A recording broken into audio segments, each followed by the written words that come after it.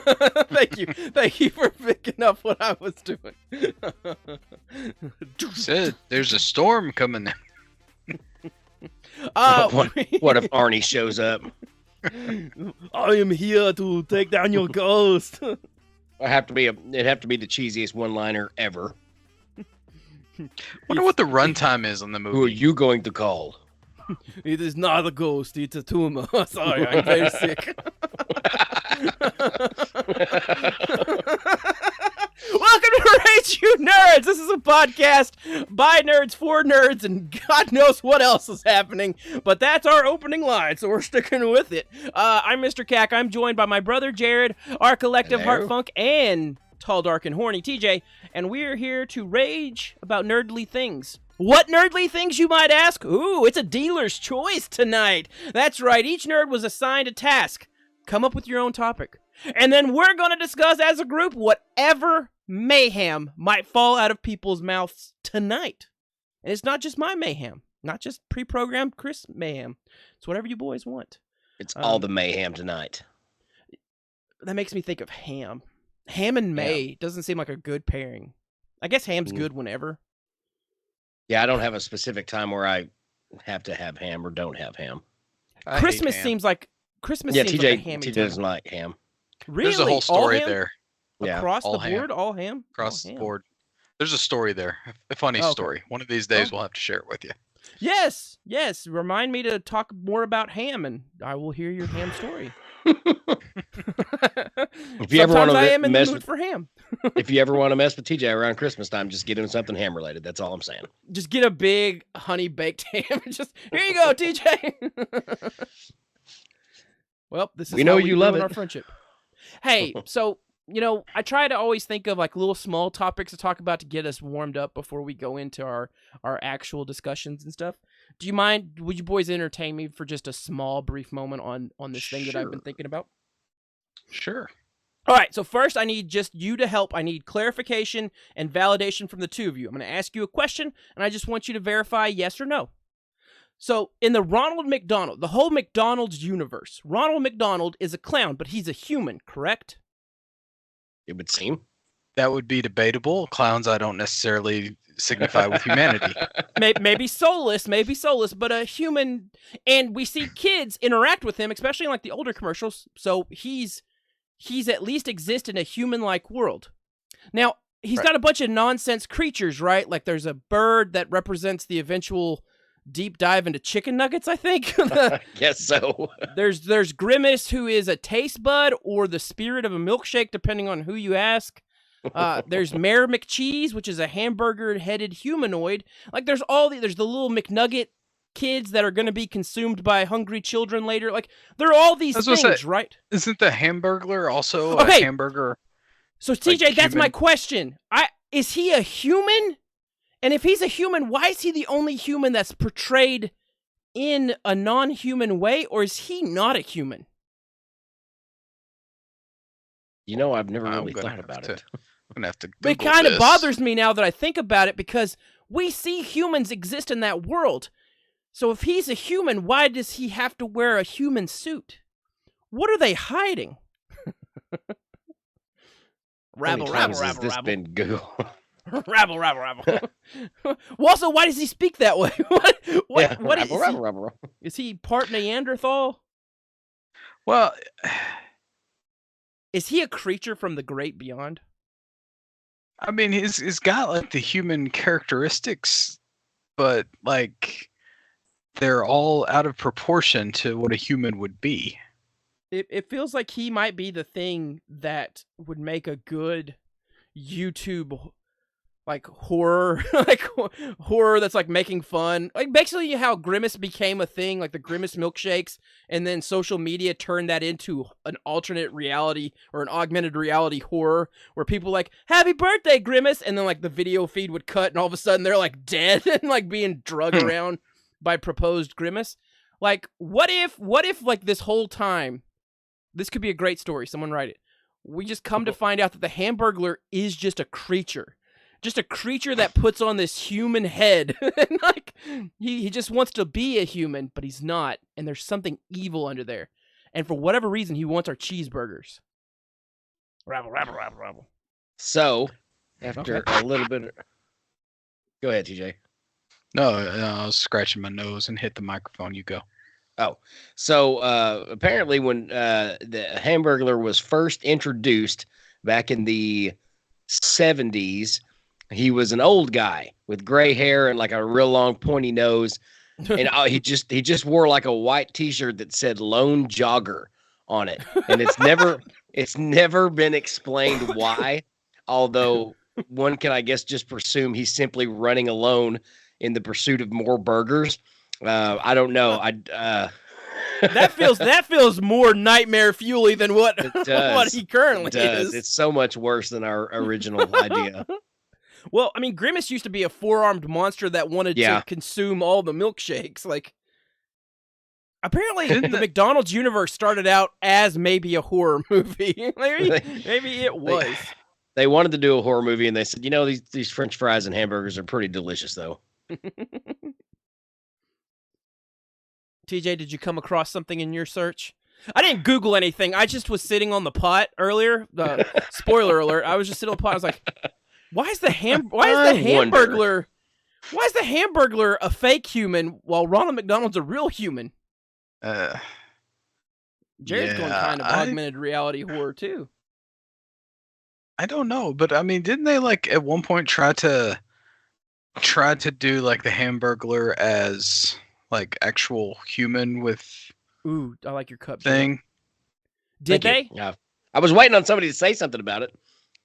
Sorry, I noticed it. I like it.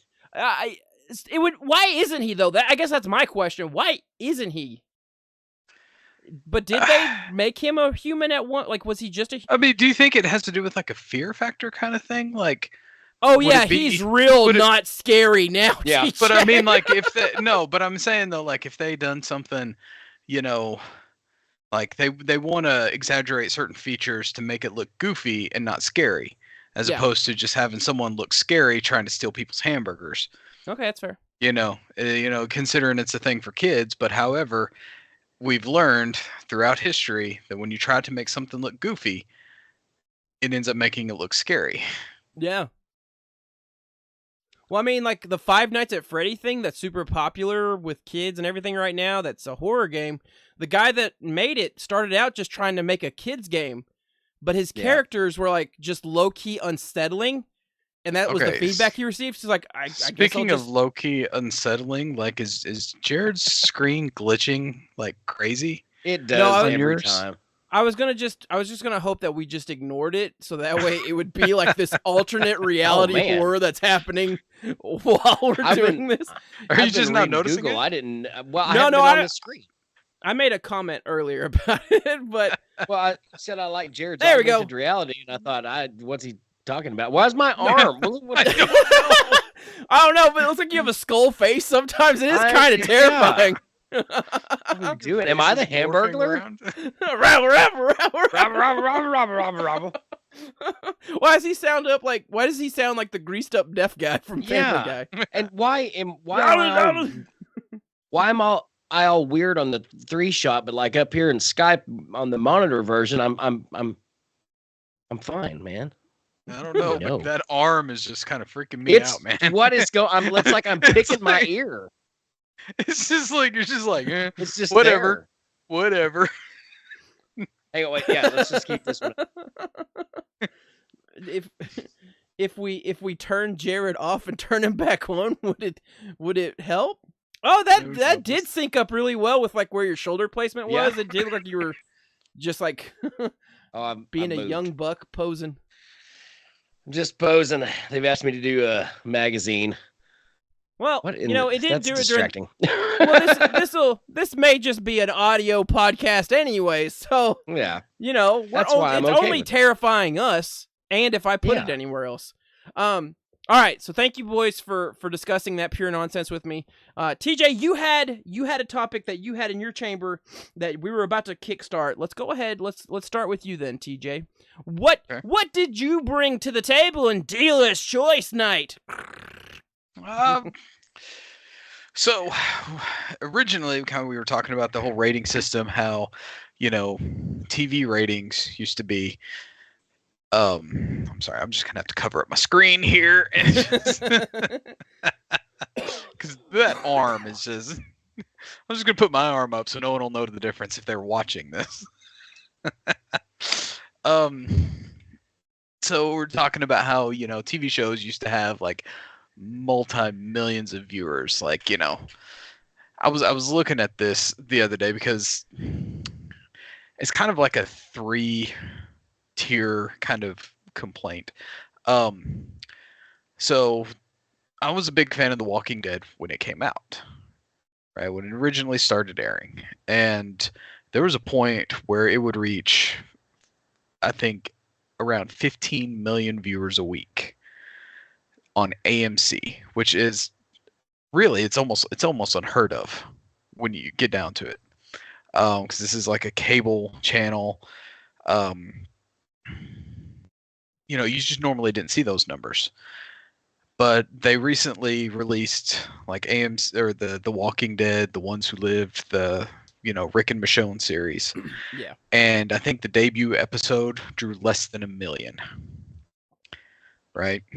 Yeah. So, and then the other thing that kind of got me thinking about this is because that show Walking Dead was on for what, 11, 12 years. They had a spin-off that lasted 7 or 8 years. They've had 2 other spin-offs, the Daryl Dixon and the Maggie and Negan spin-off. They had another spin-off that I think really didn't have anything to do with the series. It was just like other people in the zombie apocalypse kind of thing. And they had another spin-off. So there's all these spin-offs.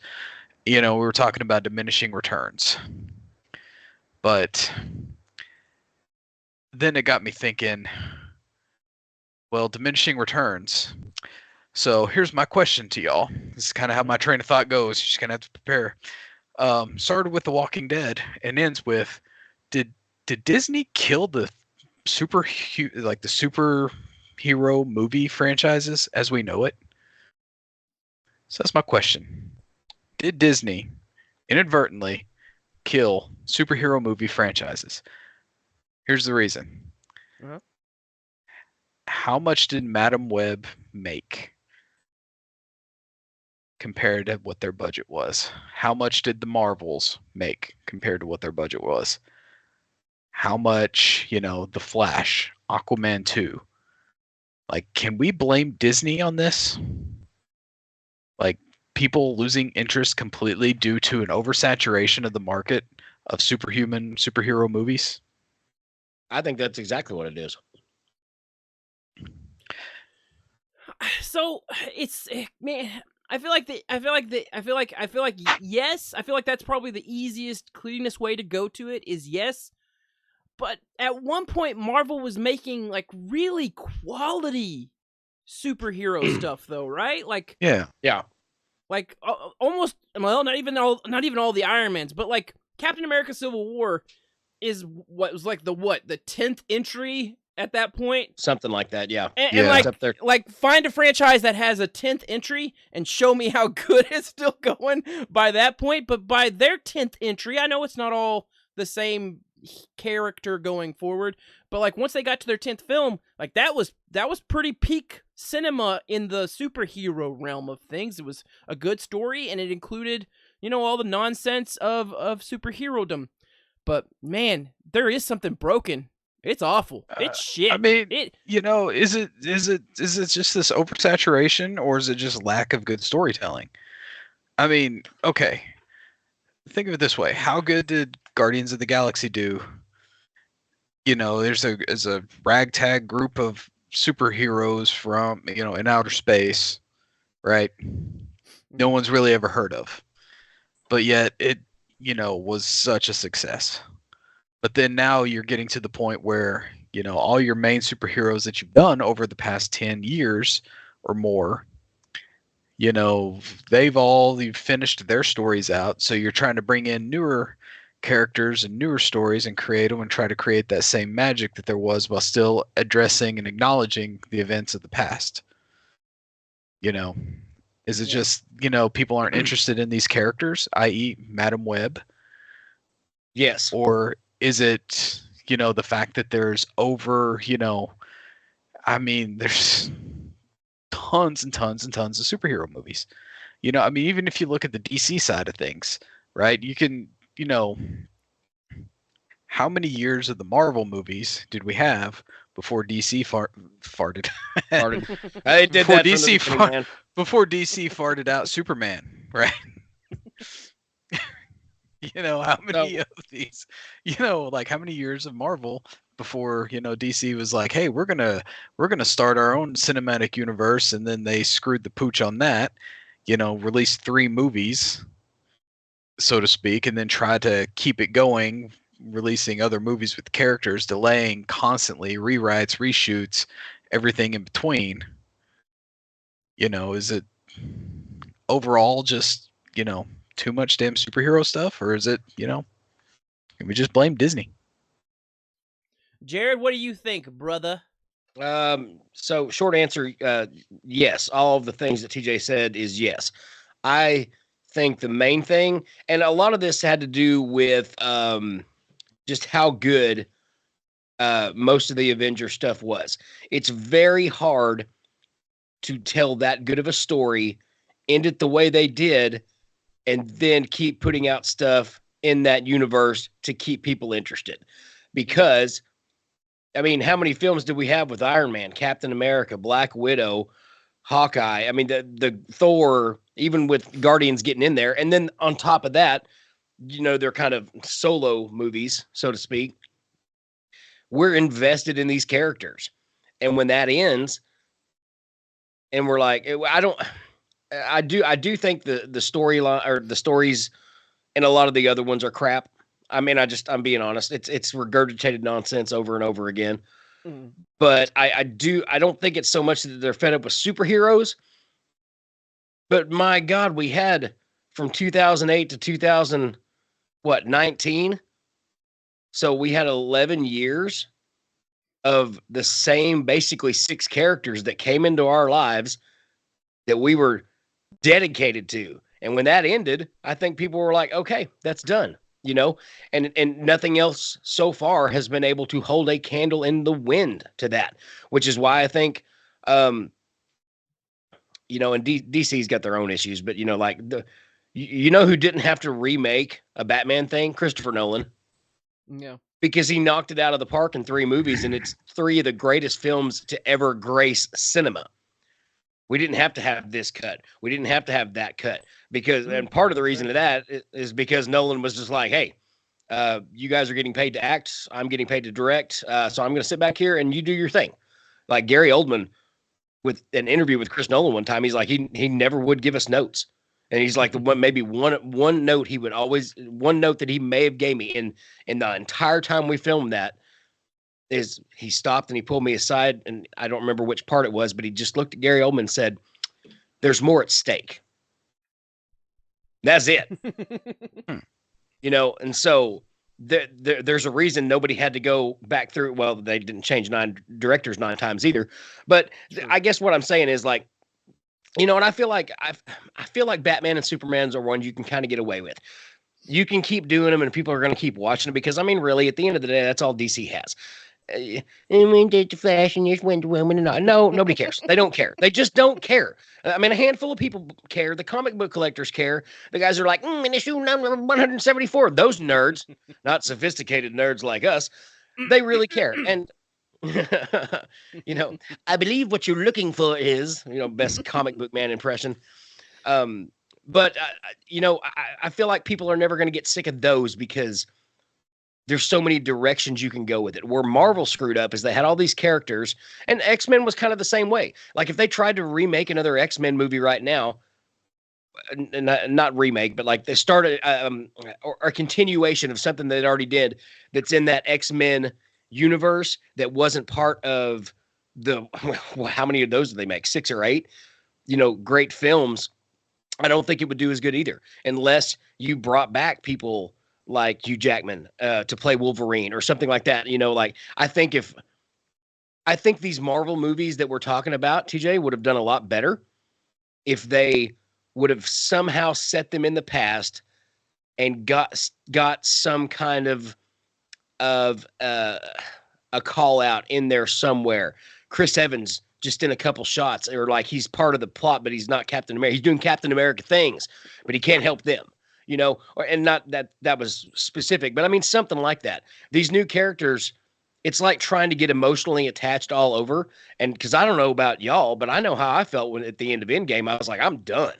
I don't want to watch another Marvel movie ever again, because I've, you know, and of course, people who have watched the show know that, like, I didn't watch these movies as they were coming out. Like, I may have seen the original Iron Man and the Incredible Hulk. Everything after, say, Iron Man 2, I like burned and turned through these so I could get caught up for what was coming out? Multiverse of Madness, maybe? Maybe. What I Was think it it was around Thor that time. Ragnar? Was it Thor Love and Thunder? Or... May have been Thor. It was around Love that and Thunder time. was both was those right movies came out about the same time ish. Yeah, WandaVision had been out for a little bit. Ragnarok, or I'm sorry, Love and Thunder, and then Multiverse of Madness. And I still haven't watched Love and Thunder yet. Well, And I think probably the only reason I watched Multiverse of Madness is because TJ was over that night, and I was like, "You ready? You want to do it?" And that has Elizabeth Olsen in it, so that definitely helps to get my eyeballs on the telly.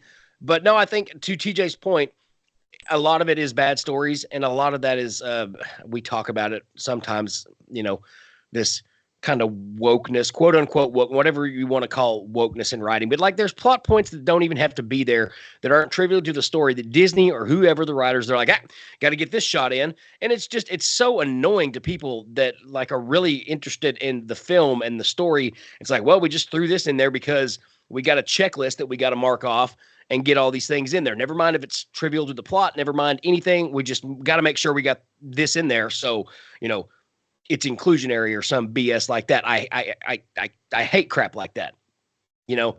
And I could go into specific examples. I'm not going to, but I think most of the people that are going to hear this probably feel the same way I do about, you know, that kind of crap. Now, that's the writing part. Going back to the superhero stuff, TJ, I don't think they're fed up with superheroes. I just think they had their time in the glory, and it's kind of like, all right, we watched all these superhero movies. Now Marvel's going to keep going after they just stole our hearts. And I just don't think they don't want to start something new like that. They have this thing up on a box, and it's there, and that's where it should be. And they don't want to start over with these characters. They would. That's probably why the Top Gun sequel did so good, because it wasn't regurgitated nonsense from somewhere else. Yeah, people love superheroes. They're never going to die. I kind of disagree on that. I think the superheroes have been overdone to a point where people are tired of them. You know, aside from all the wokeness and everything like that, I mean, I think that it's, you know, you're talking about like the X-Men and stuff like that, and having Hugh Jackman come back as Wolverine, and made me think of the Deadpool and Wolverine movie that they got coming out, which I think is supposed to have like a PG-13 rating, but it's also the first Deadpool movie that's going to be owned and produced by Disney. No.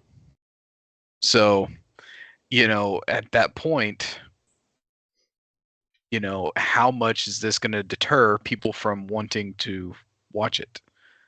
You know, as opposed to, you know, because, you know, you're looking at, you know, aside from, you know, even all the Marvel stuff that's coming out, like even the DC stuff that came out, like Black Adam bombed. You know, people were, I assume they were excited about it. I mean, The Rock is coming in as Black Adam. He's going to have his own movie finally. And it was a piece of crap.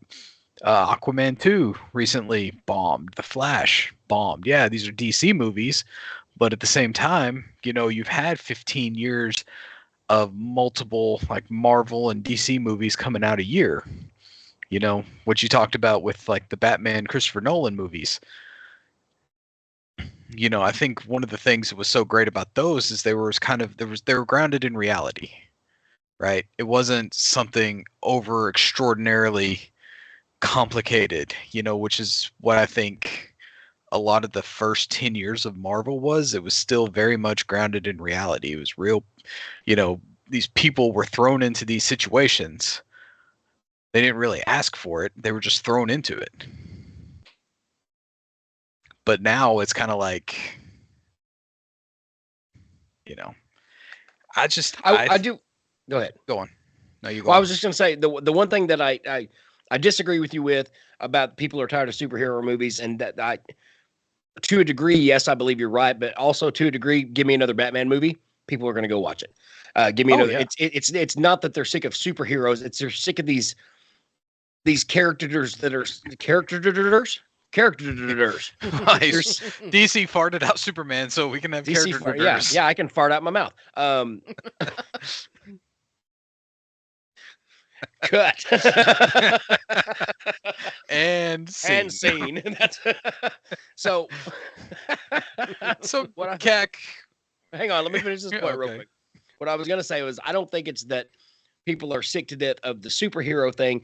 I think people are sick to death of, like, they've had all this cool stuff, and now you're talking about Jean Grey's stepbrother's uncle, that happens to have, it's like these not trivial characters, but like these bottom of the barrel characters. Like, let's do a story on Gravel Man, and people just, they don't care. I could almost bet you could re-release a Wolverine movie without having Hugh Jackman in it, and if you hyped it up enough, people would go watch it because people love Wolverine. Could you do the same thing with Cyclops? Is it a character thing? No. Is it a character thing? I think so. I think it absolutely is a character thing. So if they were to re-release, like, or reboot whatever, Iron Man, Captain America, Thor, all the core Avengers, like, yes and no. I knew that's where you're going. I knew that's where you were going. So in some degrees, yes, I think so. If you had another Captain America series, I mean, it would have to be a top build guy. You couldn't just throw anybody in there and be like, he's Captain America. It would have Anthony Mackie. Like, yeah, but like, because that movie's coming out. I'm just saying.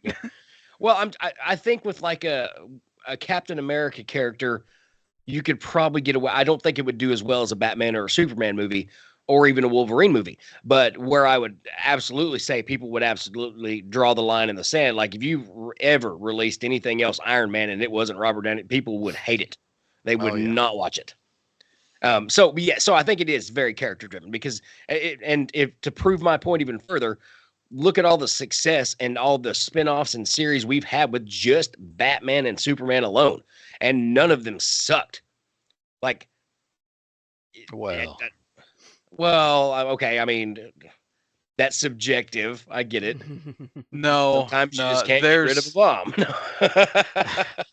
No, I do like this Batman 66, but you're talking about like spin-off with Batman and Superman. You had the Supergirl series, and then you had Batwoman series that were on the CW back when the CW was actually a legit television station. Yeah.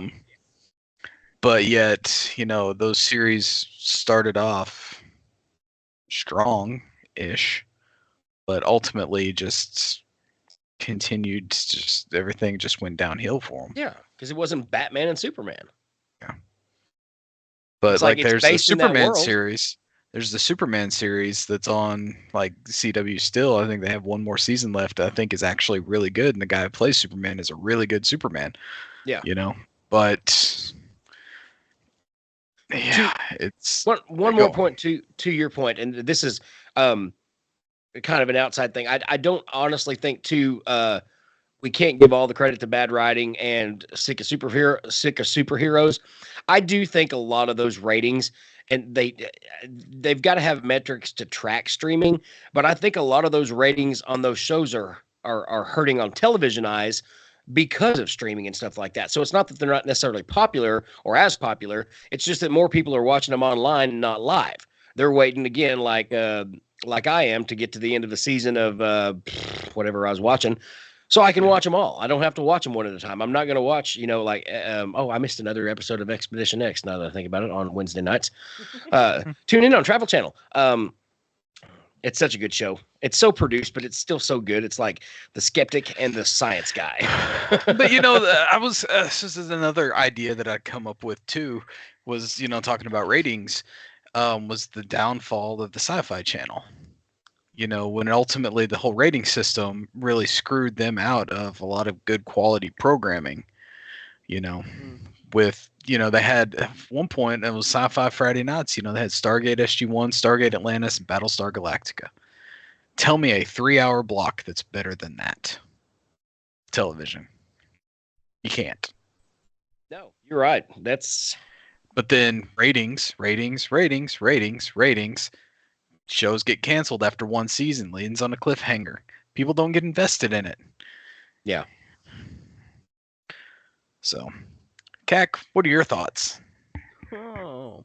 So the one thing I think it is a weird question. I mean, it's not a weird question. It is a weird trying to put your finger on the pulse of what it is.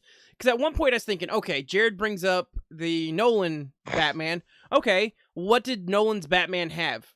Awesome director, but there's other movies that have had awesome directors and they still fell to crap. Studio not being involved or being too much involved. Well, DC has that all the time, and I'm assuming Nolan probably had some measure of that. Still didn't make crap. Actors? I mean, Christian Bale. What's his name? Christian Bale. He wasn't... I would argue that I don't think his star was as shiny until after he became Batman for a general public audience. I think he had his niche really high because he did like the Machinist where he lost all that weight. He did American Psycho. So he had all those things that I think people knew him about, but I don't think he was as big of a star until after he became Bruce Wayne and Batman, because then he goes on to do all these action movie craps that maybe he ultimately regrets doing now. But it's like one of those things like, well, but all these other things have had really top billed actors or even some obscure actors that could act their butts off. So why is it failing? So one thing, I hell if I know. But one thing I started thinking about while you guys were talking was, I wonder, and I'm sure someone's going to do a study of this at some point. I'm sure some colleges already have classes on it. Probably. Matthew McConaughey's teaching them down in Texas. All right. But like, what impact does the pandemic have on all of this?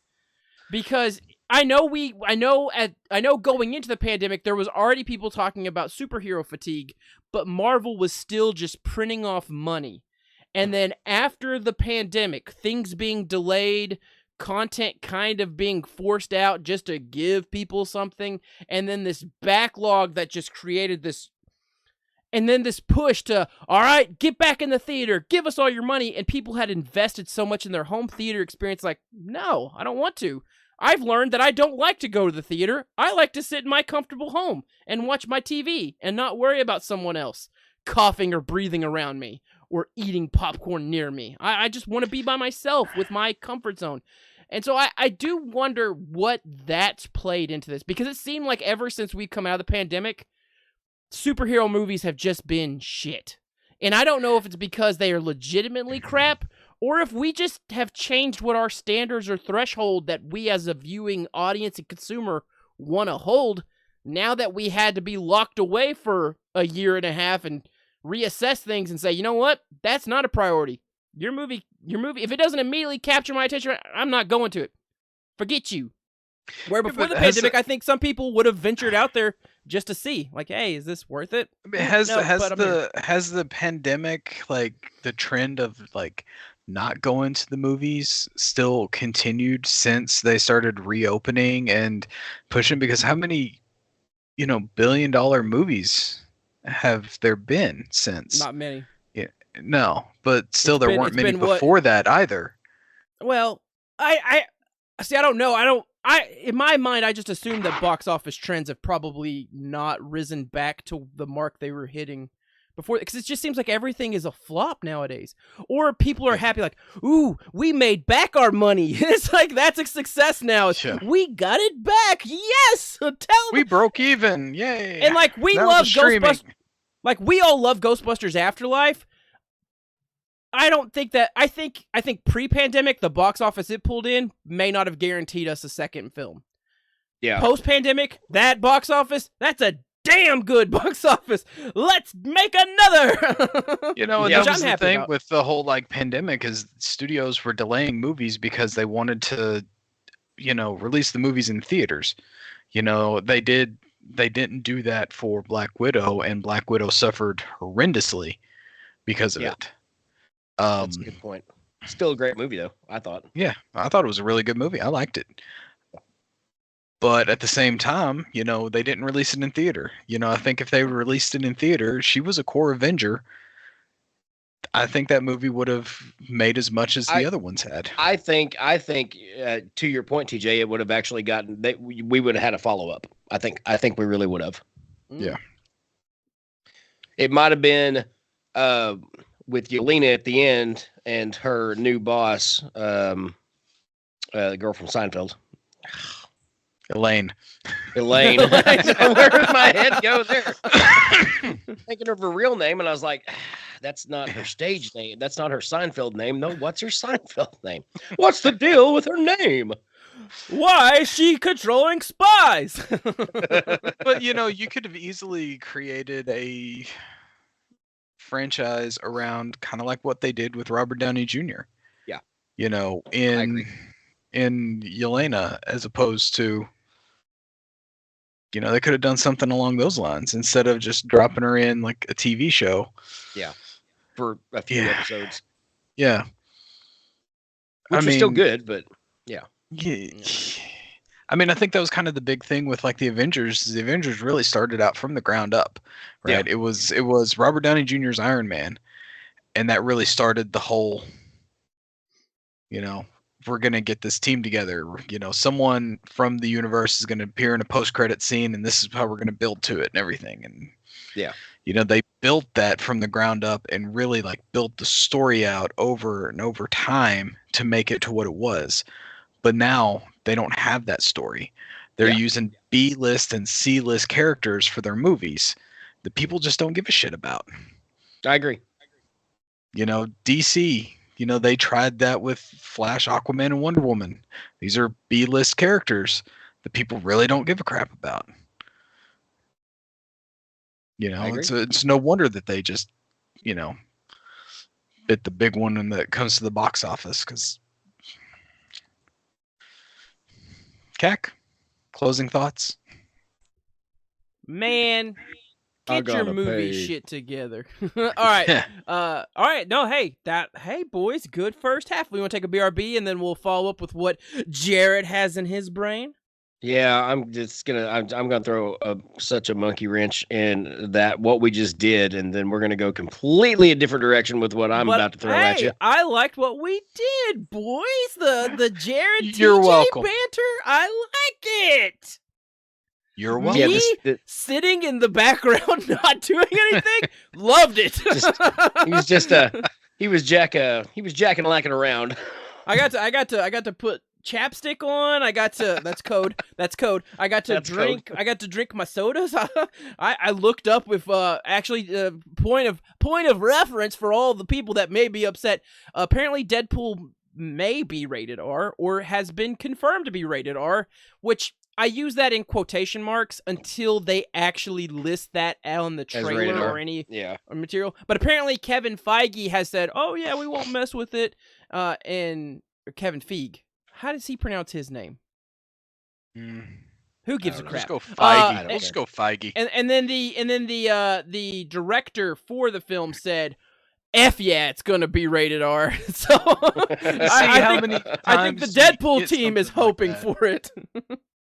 What? But then how many times you get something like that? But then they're like, "Oh well, no, we need to make it PG-13 because we want to sell tickets. We want to make $1 billion." Well, the first trailer referenced pegging. The trailer, but that does not guarantee that is in the movie. It is a Disney Marvel movie. Yes, at the end of the day, Disney is so weird right now. They could go either way with it, but it's their final. Whatever Disney wants, Disney's going to get. Anyways, on that note, P-break. Hey, I wrote it. We read it.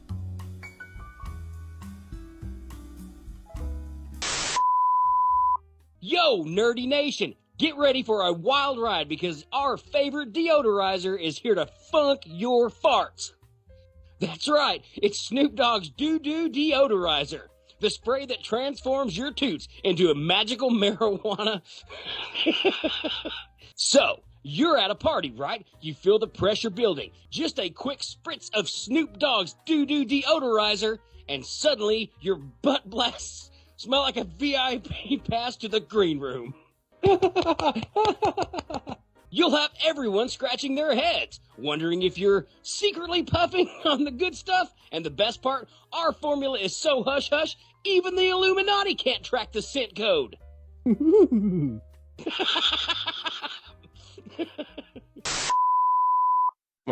then there's a grandma, and she's kind of mouthy, and I like that too. All right, let's do this, boys. We have dealer's choice round 2. Jared, you're on the docket. What topic do you got for these nerdy boys to discuss? Well, so coming out of our last segment, this one's going to be probably not near as entertaining, but today is National Employee Appreciation Day. My question is, number one, do you guys care? First of all this National Day stuff, there's a National Day for something every day.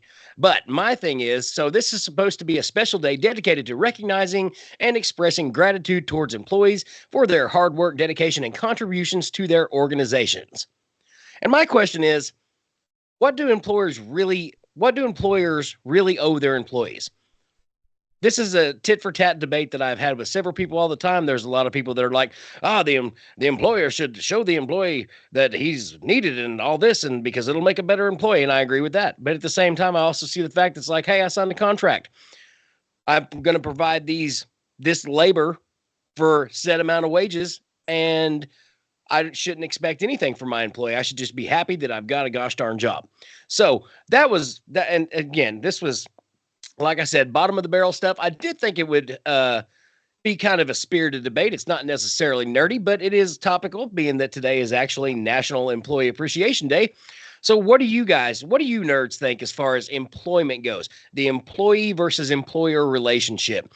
Should employers go out of their way to make their staff and everybody feel needy? And that down to a company pizza party, wages, et cetera, or should employees just shut their mouth and be happy that they've got a job and just do the bare minimum they can to keep scraping by and putting food on the table? Where do you guys stand on this? TJ, if I can get the camera to you. There we go.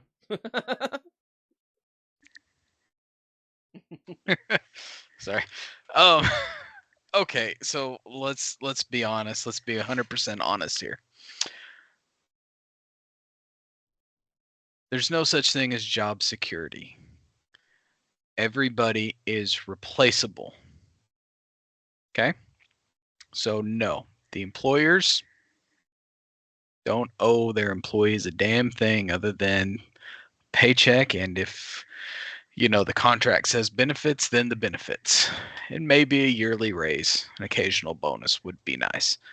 As far as Employee Appreciation Day, it sounds like it's just like a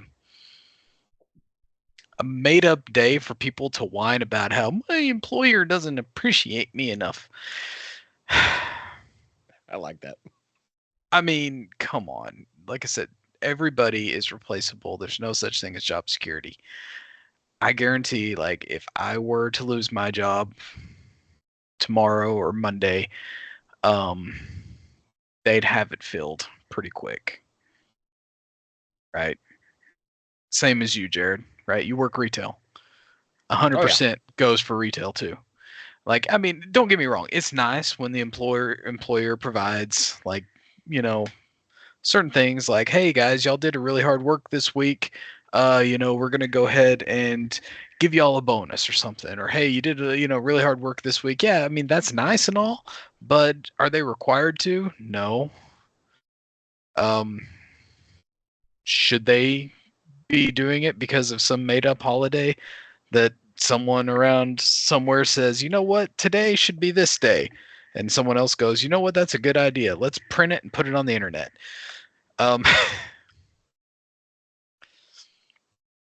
Yeah, I mean, that's about it. Like, what else can you expect? I mean, you have a job, you get the paycheck, right? Yeah. You're contributing to a society. Like, what more could there be? I mean, we don't go out and Expectation-wise. all eat hot dogs on National Hot Dog Day. It's just someone says somewhere, "Hey, it's National Hot Dog Day," and then your response is, "Okay." Right? It's National Pizza Day. Okay. You know, the National Employee Appreciation Day. Well, I'm pretty sure that's every payday, right? They're appreciating you by giving you your paycheck. So to you, Mr. Cack, I want to go ahead and touch on a point that TJ just said, and I kind of brought it up. So it's really kind of a two-part question. You know, one, the Employee Appreciation Day kind of thing, the employee-employer relationship. But the other part of it is, do we just have too many gosh darn holidays out there? And they're not even holidays. It's just too many days. Too many days. It's like it's National, you know, rub your friend's head day. It's National get your nails done on Saturday, Monday. You know, they like TJ said, they throw crap against the wall. Somebody has an idea and they stick it on the internet. And the next thing you know, it's like National worship your four-leaf clover in the bathroom with a bottle of gin day. You know, it's like they're so specific too. And I get it. A lot of them are, you know, they don't have to be. It's National Best Friends Day. Tell your best friend, oh, well, okay, cool. That's neat. You know, it's like, it's National Hot Dog Day. Oh, okay. You know, Well, but no, there's some of them mean, that are out there. apparently it's also like National Peanut Butter Lovers Day. It's Self-Injury Awareness Day. Oh, boy, I need peanut that. butters. It's World Candle Day. All right. That's how It's you National injure yourself. Pig Day. You gotta be aware not to burn yourself with a candle. I mean, there's so many of these things for, you know, everything for every single day. I mean, which one do you choose to pick that week, well, that day? well, TJ, I'm a practicing peanut butter lovers. That's actually part of my my religion is to practice National Peanut Butter Lover Day. The rest of this stuff just sounds like devil witchcraft to me. Okay, so the topic of the holidays. Listen, so yes, it's nonsense, and who gives a rat's ass? My question is, is there some kind of national convention where these days are? Who comes up with this shit? Who is putting this out there? This is what I Congress does Jared with all our comes up tax with dollars. this. I nominate that we have Jared come up with this every Friday. Jared starts it with saying it's national, and then he just comes up with something off the top of his head day, and then we have to bring it up a bit. Yeah, A bit. Let's do boys. a bit. All right, boys, you called down the thunder. Jared's got a bit. But like, yeah, like who comes up with this stuff? Because as TJ said, there's like 5 different national days. So are there conflicting conference like the Tribunal of National Food Associated Holidays is letting you know National Self-Awareness of Injuries Committee to not overstep our bounds. People will love peanut butter today while also not self-injuring. I mean, is this one of those things like, what if you're allergic to peanuts on National Peanut Butter Day? I sure don't think you're celebrating. Go F yourself, I guess. Yeah, it's National Peanut Butter Day. Damn it. Now, celebrate. I'll say this. I do appreciate national holidays when they lead to are these even national holidays, or does people just slap national in front of it and just hope that it works? I appreciate whatever day. If it's something, so like hot dogs per se, where someone puts that out there that exists, and a fast food company's like, well, we sell hot dogs. Let's kick down the price and let's see if we can get some of these dumb cattle here, because I will, yeah. Sonic. National Corn Dog Day, or whenever you decide to make those suckers 50 cents, guess what? Me and my family are buying up a bunch of those, and we're clearing out the inventory that you're trying to liquidate. We will help you get to that point, because, yeah, I love me a deal. And you tell me you got a deal because it's National Don't Jerk Off with a Porcupine Day? Cool. Let's go buy it. Let's get it done. Let's do this stuff.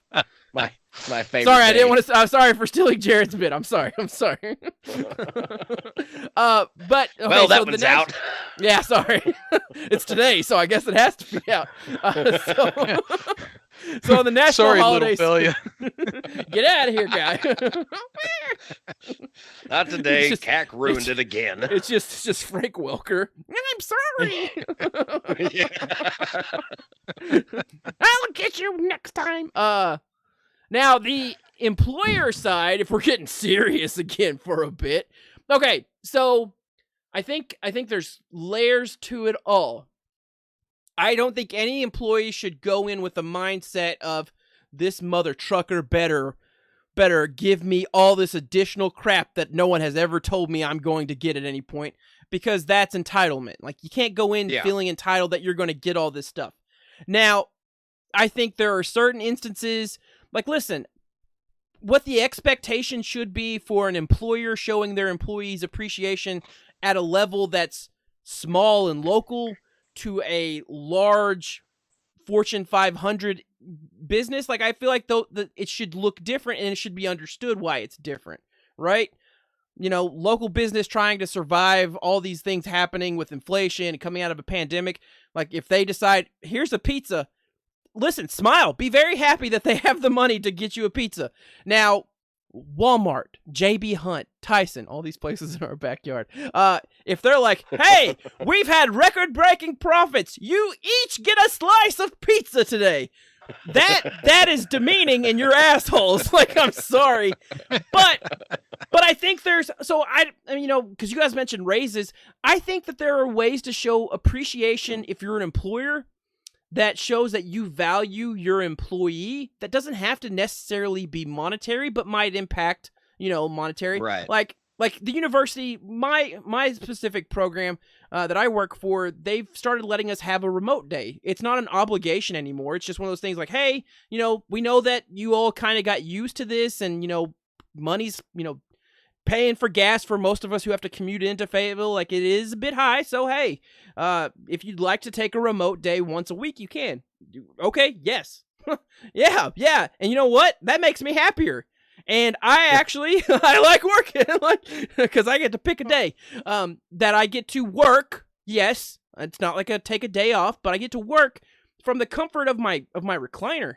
I get to have meetings with only my top dressed up. Like, but I think there's small moments like that where they can show appreciation to you and make you feel valued, seen, and appreciated, to where you work harder. Because you guys, I mean, I feel it too, right? None of us are, you want to get to a point where you feel irreplaceable at your job, but the vast majority of us realize that they will replace us if we decide to quit or act up, or they have to fire us. Now, the flip side of that is it costs more money to bring someone in and to bring a brand new person in. The reality is they should try to make some effort to keep you, because it's more cost effective to keep employees than to just try to cycle in someone new, because you know what you have with the current product, which we are products, in that moment. You don't know what you're bringing in. Interview processes are such a crapshoot. People are crazy. Yeah. People are, and especially, I don't know if you want to hire younger right now. I've seen some of these young people. You want to see entitled. You think me wanting my pizza day is bad. Wait till you get a load of these kids. You know, I was, you know, kind of go along with something that you said there with, like, the companies, you know, these bigger companies, you know, they should want to keep people around. I think, you know, the important thing is, you know, the person who's working needs to get in the mindset that they need to do that to better themselves and better position themselves in the company. Company's not just going to give you stuff. Yes. Right. They're going to want you to work for it. And the more you work for it, the more they value you as a member of that team, a member of the company. You know, you're more likely to move up, you know, get those raises and get those, you know, promotions. And, you know, maybe you get the corner office with the view, or, you know, maybe, you know, you get, like you said, the chance to work from home once a week, right? I think that should be all laid down on the individual. Companies don't, you know, they're not obligated to do any of that. Like, but, you know, like you said, though, when you have companies like Walmart and JB Hunt, and who make multi-million-dollar, you know, profits a year, multi-billion-dollar profits a year, you know, it's nice whenever those companies do share some of those profits with their employees. That's your employee appreciation day. So when you get those bonuses, you know, but it needs to be to the person who's working to be able to want to move up and God dang, we need to record this, and I need to give it to my supervisors and be like, hey, we should do this for a meeting thing, and then just play the audio, but maybe cut out all the fart jokes or whatever. Porcupine appreciation. Yeah, yeah. Jerking off with the pork. That's great. I want to show this to my boss, but can we cut out that whole porcupine masturbation thing? It's a national holiday. But the Jared bank's and I work closed for two completely different companies, right? He works in retail, works for Metters Lumber, or we could probably edit out A the place. You doxed I work him. for You a place. doxed him. He works. I doxed him. Oh no. Ah! We're not live, are we? We can edit it out. But No, I don't work for Metters Lumber at 1800 North 18th Street, Ozark, Arkansas 72949. No. 667. 9793. I got a fax down here somewhere. Hang on. But it's completely different than what I do. I work for a bank, right? I work from home 4 days out of the week and have an in-office day 1 day out of the week. Completely opposite of what you do, Cag. You work in the office 4 days a week. I'll trade you. From home day 1 week. I'll trade you.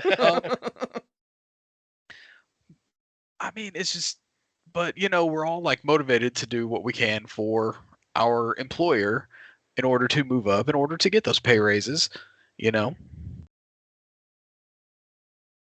It's just but they are not obligated to appreciate us by giving us random stuff on a random Friday.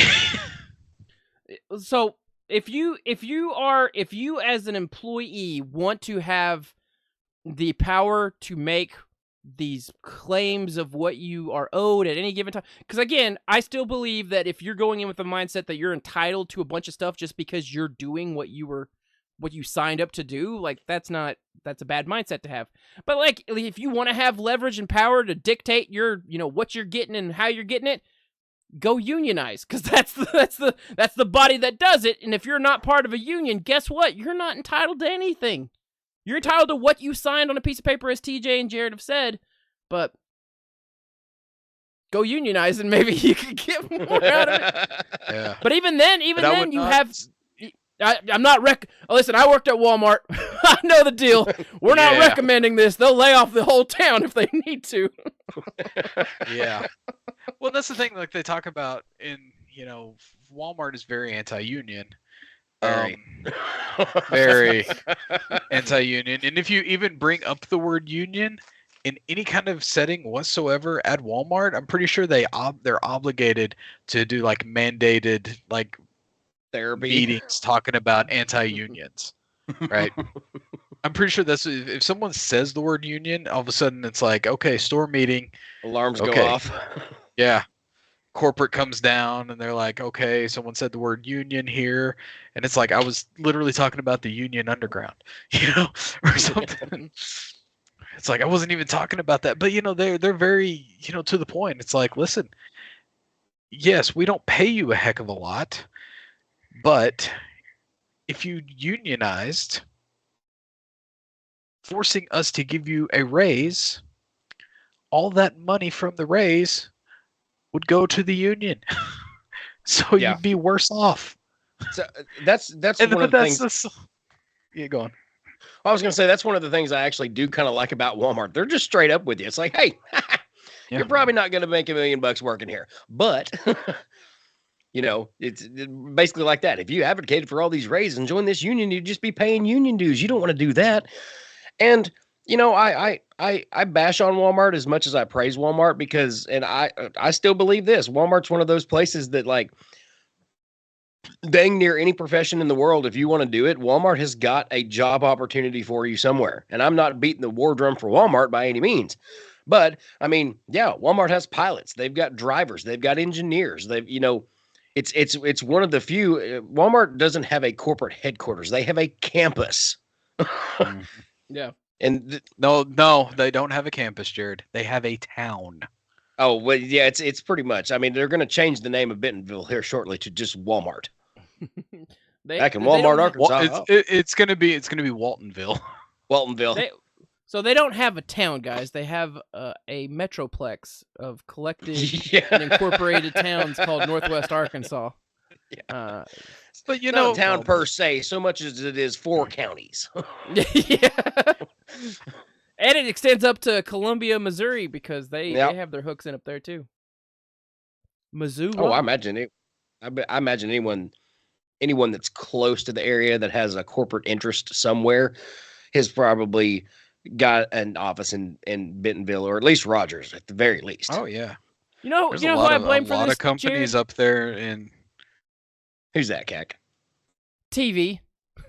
Yeah. No, No. hear me out. Hear me out. I grew up watching a lot of shows that were family sitcoms, and like the reality is, all those shows that we loved in the back in the day, usually it was a single parent, like a lot of times, or at least one parent that was working. The other one was stay at home, and they had houses with like 12 rooms and 18 bathrooms.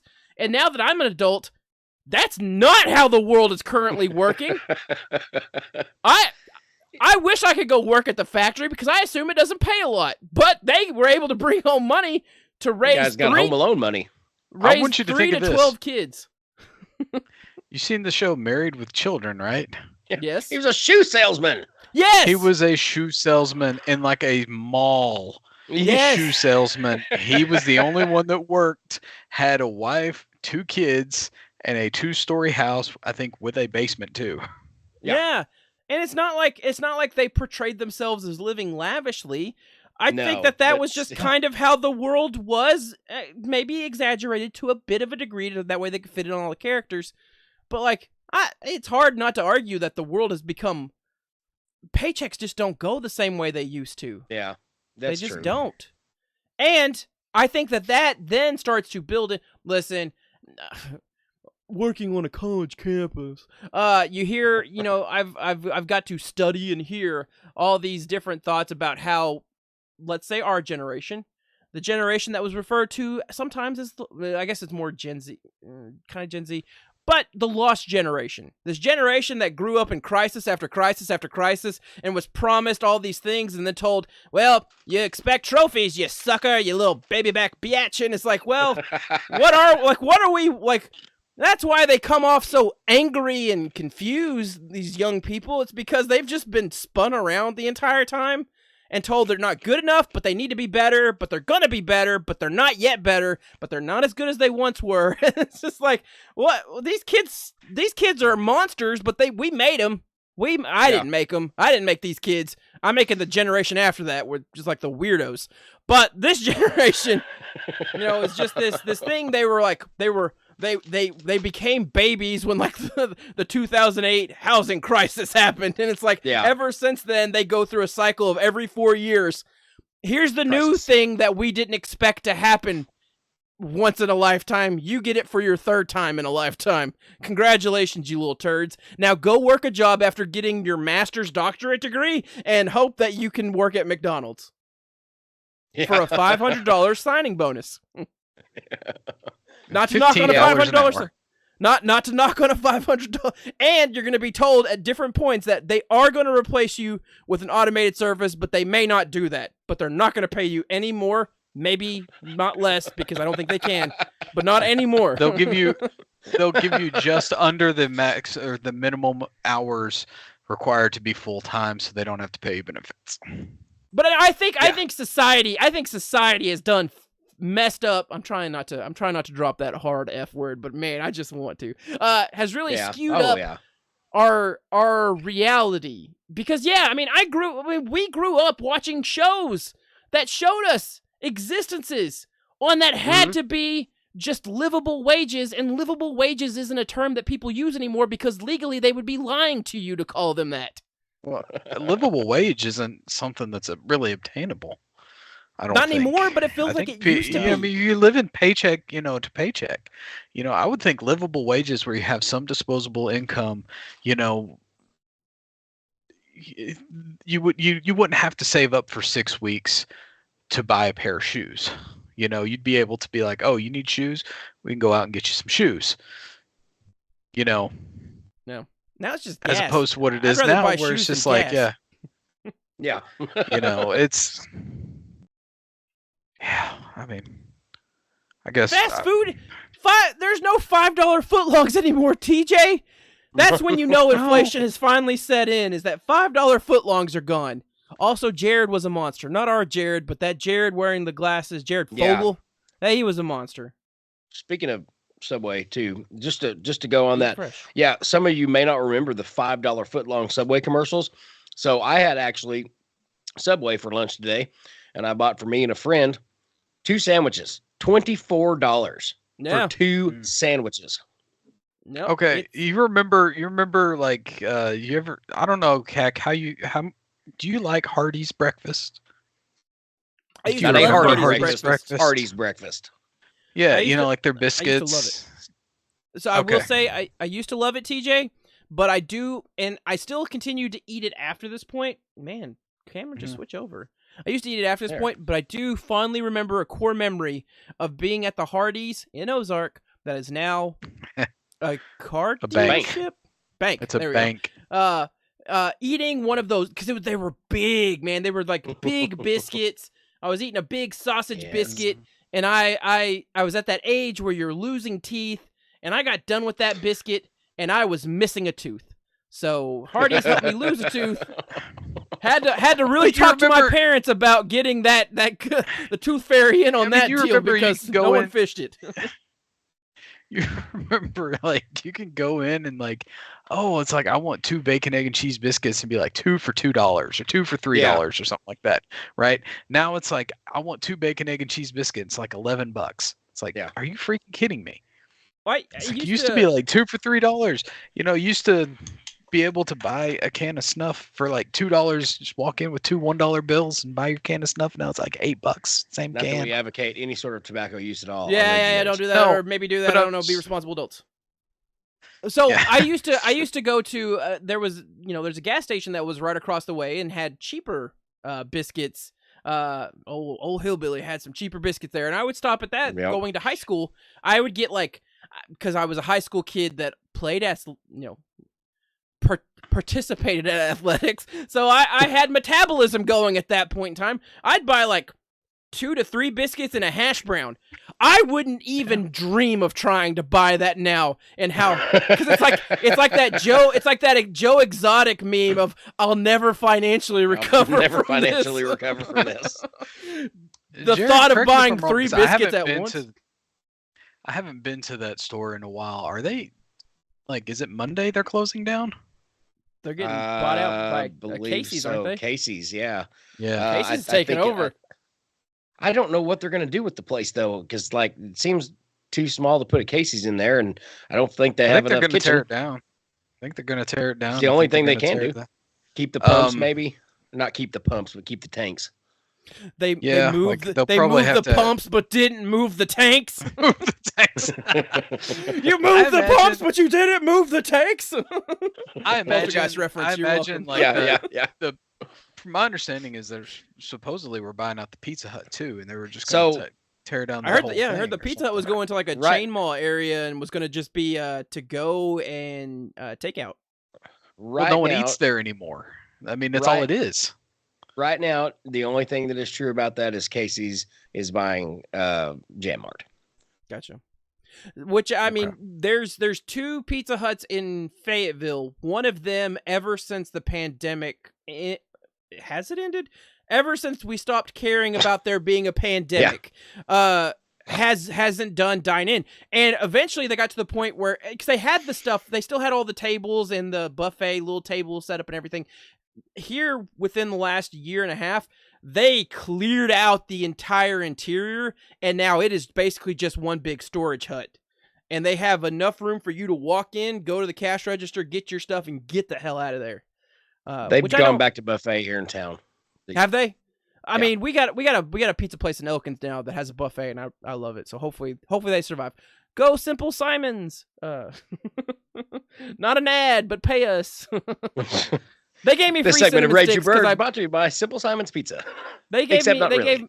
They gave my family free cinnamon stick things because That counts. I put a gif on one of their. They're like, "Who's ready for pizza on Mondays?" And I put like a Ryan Reynolds thing. And so when my wife went to go pick up the pizza, like, you're that guy's wife, right? Here's some. I love small towns, man. That happens in small towns. That crap doesn't happen anywhere where the population size is above 5,000.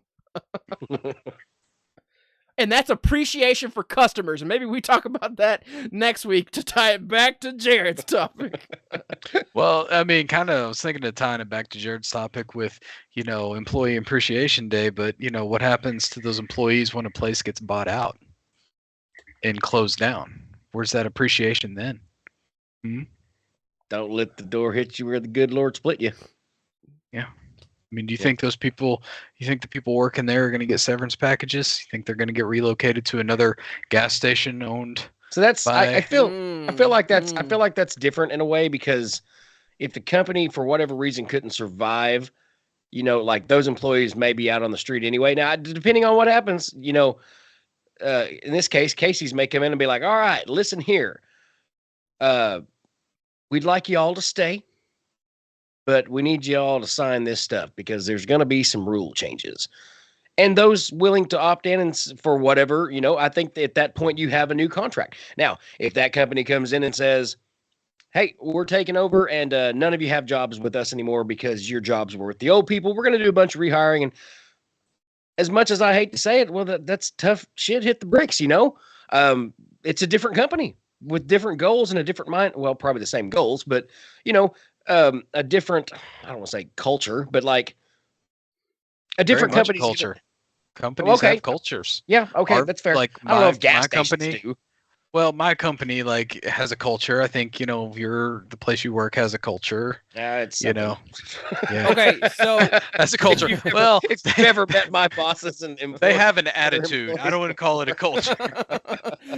And I say that out of a position of like 100% love. I maintain, and I will till the day I die. All the time I did at TV, all the time I did at Lowe's.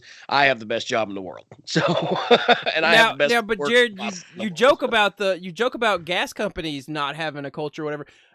So when I was working at Mizzou, there was a student there where she was working in a student position at the time, but before that, in high school and everything, she was working for Come and Go, which let's all laugh at that aside because it's funny. But like she was fiercely, and I think like she was fiercely loyal to Come and Go, because like Come and Go was bigger up in Missouri. Yeah. There's more of those everywhere, but like she was fiercely loyal to them, and I guess how they treated her. I imagine Buc-ee's, if you consider that that's something, a lifestyle change. Yeah, it's probably got a culture. Casey's, you boys are about to find out. No, Ozark, Casey's has a culture. Gosh dang it! And it's go buy our pizza. We got gas too, but we want you to buy the freaking pizza. And in fairness, and to their credit, it is good damn pizza. It is good damn pizza. I like any place that has pizza where you can just come pick up a slice and get the hell out of my way. Yep. I like that. Amen to that. I mean, Simple Simons love you because I can get a whole pizza, but some days I just want to grab a slice because it's late, I'm tired, I don't want to do anything, and this slice of sausage may have been sitting there all day for just the last hour. I'm not here to ask questions.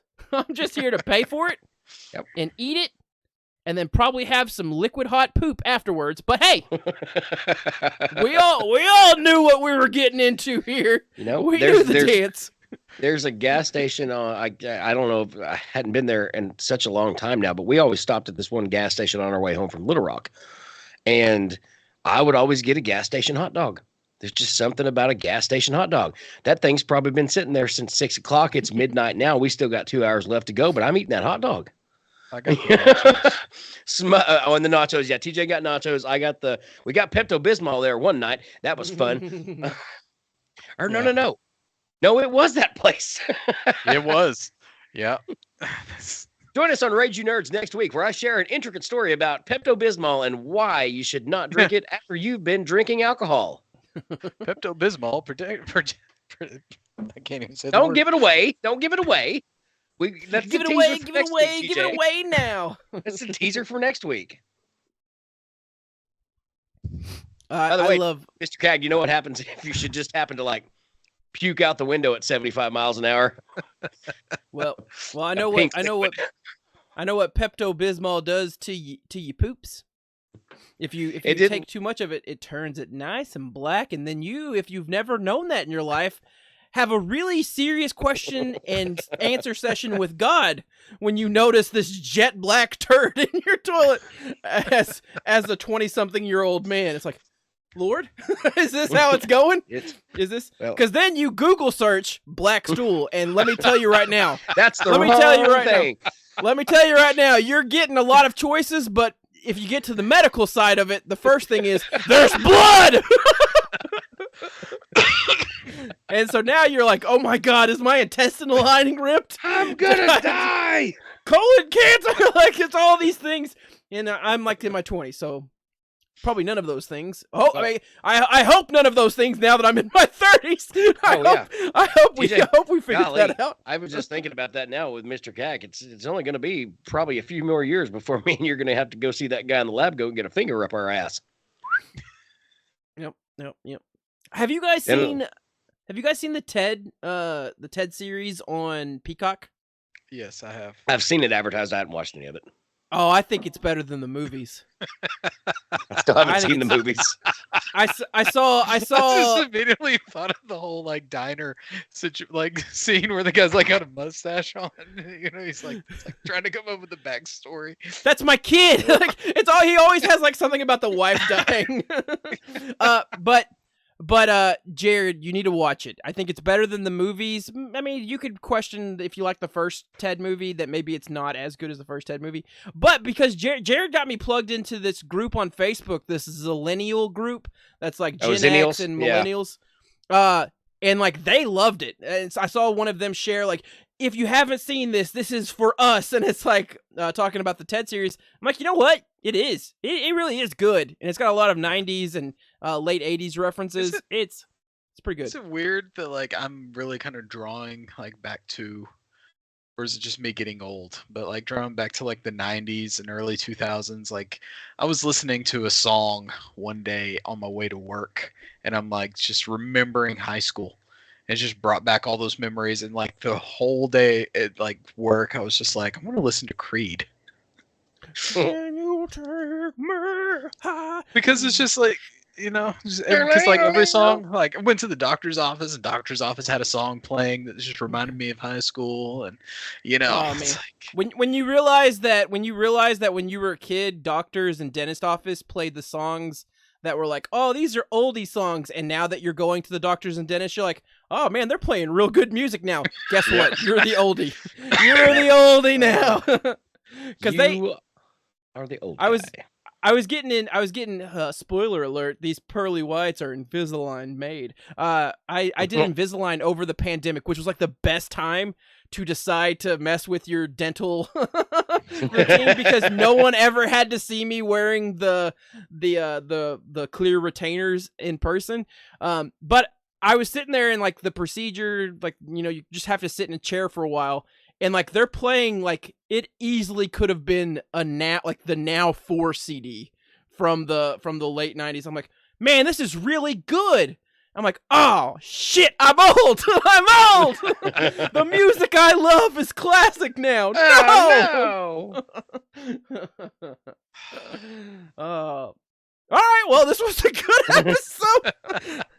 I had my dealer's choice, but I feel like we should end with you two boys having led the conversation discussion, because I'll be honest, mine was going to be about Sean P. Diddy Combs, and I don't know if you boys are ready to talk about that. It's insanity. Let's just say Vince McMahon sex trafficking, move over. Sean P. Diddy Combs is trying to be Jeffrey Epstein. And that's literally what several articles refer to him as. Sean P. Diddy Combs, Jeffrey Epstein-esque empire. So we could talk about that another day or never if you want. So should you choose. But that was going to be my addition, and it feels like maybe that's not the wholesome way that we should end. Probably not. Tonight's episode. As Jared goes back to alternate, as Jared goes back to being a pseudo-alien. What is going on? Jared's alive. Well, at least his arm isn't up like it was. Darn. Yeah, no, it's just It's just his face. Now it's like fear.com or this or like the Ring, like his face is all messed up because he's been targeted to be killed next. Oh, there it goes. All right. We hope whether it was the brevity, the fun, the seriousness of whatever conversation we had tonight, minus the porcupine jacking off national holiday, that you enjoyed our episode. And if you did, pass it along to another nerd. Let them listen. We hope to see you, or we hope that you listen to the next one. This has been Rage You Nerds. I've been Mr. Cack. That's been my brother Jared. And that's been one national peanut butter lover, TJ. And we've been the nerds. We'll catch you on the next one. Bye!